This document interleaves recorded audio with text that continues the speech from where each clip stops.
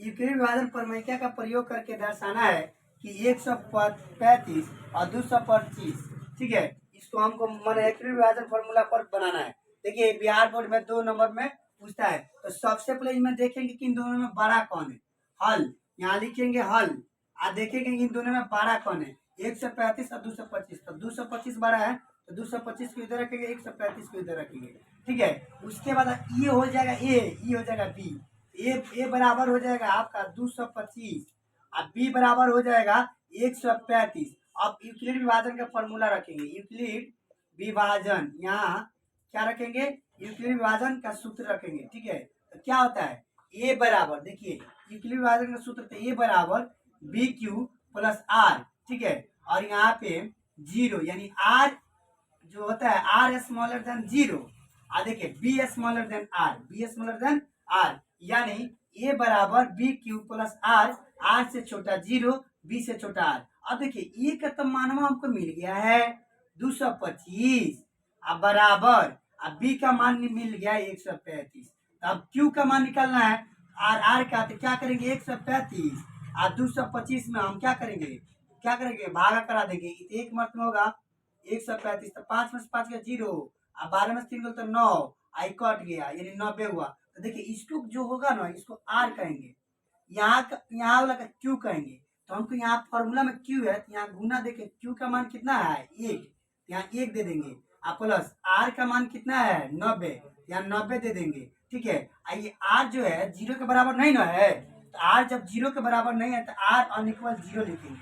अब फिर देखिए आई गया फुल, ये उधिया गया, अब इसके जगह पर आ गया 135, ध्यान सुनिएगा 135 आएगा, और ये गया गुना जो एक इसी के साथ पूड़ गया, तो बचा का 90, 90 आ जाएगा, इसका यहाँ आ जाएगा, यानी ये अब कौन हो गया 135, बी कौन हो गया 90। तो अभी इन दोनों में फिर भाग कराएंगे क्यू और आर निकालने के लिए। तो देखिए 90 और 135 में भाग कराएंगे तो 90 कम 90, ठीक है, एक 5 में से 5 और 13 में से 4 45।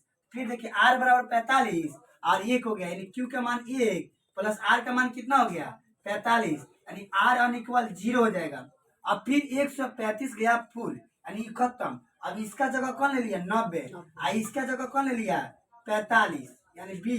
ये कौन हो गया 90, अब बी कौन हो गया 45। फिर इन दोनों में बेटी कराएंगे तो 45 और 90, तो 45 दूना 90, यानी कहने का मतलब 0 आ गया, आर का मान 0, जहाँ आर के मान 0 होगा तो गुना देंगे 2 और प्लस 0, यानी आर के मान 0, वही आंसर निकल गया। तो लिखेंगे जहाँ आर बराबर 0 वही देखिए, तो लिखेंगे एचसीएफ यानी मौसौ 225 कॉमा 135 बराबर क्या होगा, यहाँ जो रहेगा वही आंसर होगा 45। चलिए जय हिंद जय भारत, वो सेम होगा। अब देखिए इसमें क्या होगा 225 और 135, ये छोटा हो गया तो इधर हो जाएगा, और ए बराबर क्या हो जाएगा 225, ए बराबर 225 और बी बराबर 135। अब यूक्लिड विभाजन सूत्र का प्रयोग करेंगे। अब क्या करेंगे यूक्लिड विभाजन सूत्र का, तो देखिए ए बराबर B Q plus R, R smaller than 0 और बी स्मॉलर देन आर। अब ध्यान सुनिए, अब क्या होगा ए के मानो यहाँ कितना लिखे आप 225, ए के मान 225 और बी का मान कितना था 135। इन दोनों में भागा कराए हैं, यहाँ पे कराए हैं भागा, किधर कराए हैं 135 और 225 में भाग कराए हैं, एक नंबर में ये इतना है तो क्यों निकला है ए। अब भागा करा लीजिएगा, यहाँ जो आएगा ना उससे भागा करा लीजिएगा। ये मर्दवा तो बचपन से निकलो पढ़ नहीं रहा है जी, बचपन से सोच रहा बचपन से आज तक पढ़ता है कि लोग भागा एलसीएम पेपर का राजा रहा है। यहाँ देखिए यहाँ एक निकल के इसको क्यू यानी भागफल कहेंगे, क्वोटिएंट कहेंगे, तो ये हो जाएगा एक, यानी यहाँ पे आप प्लस हो जाएगा यानी रिमाइंडर, इसको देखिए प्लस 90। अब देखिए आर अनइक्वल 0, आर अभी 0 के बराबर नहीं है, टेंशन नहीं होगा। फिर क्या करेंगे 225 यहाँ से गायब कर देंगे क्योंकि इसका काम खत्म, इसके साथ एक आया तो इसका भी काम खत्म। अब जब ई हटेगा तो इसका जगह आप ई ले लेगा 135, अब 135 और 90 आ जाएगा इसके जगह पर। अब इन दोनों में क्या करेंगे भागा कराएंगे, तो भागा कराए तो क्वोटिएंट कितना निकला ए और प्लस कितना निकलेगा 45, फिर आर निकला अभी 0, फिर ये 135 गया गायब हो गया, फिर 90 इसके जगह पर आ गया तो 45 आ जाएगा इसके जगह। इन दोनों भाग कराए तो कितना गया आर बराबर 0 और 2 आया क्वोटिएंट, जहाँ आर बराबर 0 मतलब वो जी के आंसर निकल जाएगी। तो देखिए एचसीएफ बराबर यानी 225 125 तो 45 हो जाएगा। और ध्यान सुनिए, बचपन में आप लोग पहला दूसरा तीसरा क्लास में पढ़े होंगे तो उसमें देखे होंगे कि आपको मास्टर बताता होगा 2 और 7। देखिए इसको बनाने के लिए तो 2 3 6, 7 में से 6 करते 1, यहाँ 1 है। इसको आप मास्टर लोग कहते हैं, सर लोग इसको बाबू डिवाइजर कहते हैं। क्या कहते हैं? डिवाइजर। और हिंदी में इसको भाज्य कहते हैं। क्या कहते हैं? भाज्य। और इसको बाबू लोग क्या कहते हैं? भाजक कहते हैं। क्या कहते हैं? भाजक। इंग्लिश में डिवाइडेंड कहते हैं। क्या कहते हैं? डिवाइडेंड। अब बाबू इसको कहते हैं क्वाइटेंट। क्या कहते हैं? क्वाइटेंट कहते हैं। और इसको कहते हैं बाबू भागफल। क्या कहते हैं? भागफल कहते हैं।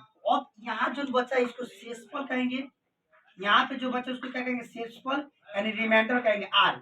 और सर लोग कहते हैं इसको प्रूफ करके दिखाओ, तो हम लोग क्या करते होंगे? डिवाइडेड लेते होंगे। यहाँ डिवाइडेड बराबर डिवाइजर गुने क्वोटिएंट। पहला दूसरा में पढ़े होंगे आप लोग को, पहला दूसरा में क्वोटिएंट प्लस रिमाइंडर। तो देखिए डिवाइडेंड कितना दिया है? 7 बराबर। अब डिवाइजर कितना दिया है? 3। डिवाइजर कितना दिया है? 2 गुने क्वोटिएंट कितना निकला? 3 और प्लस आर। आर कितना? 1। अब देखिए 7 2 3 6 और 6 और प्लस 1। तो देखिए यहाँ 6 1 7 यानी 7 7 बराबर 7 हो गया। तो कहेंगे सही है। चेक करने की विधि वही विधि को यहाँ यूक्लिड विभाजन का नाम दे दिया गया है। वही चीज बस सेम है, बस फिर कर दिया गया, थोड़ा क्वालिटी में दे दिया, थोड़ा आगे बढ़ा दिया गया। समझ आ गया? तो चलिए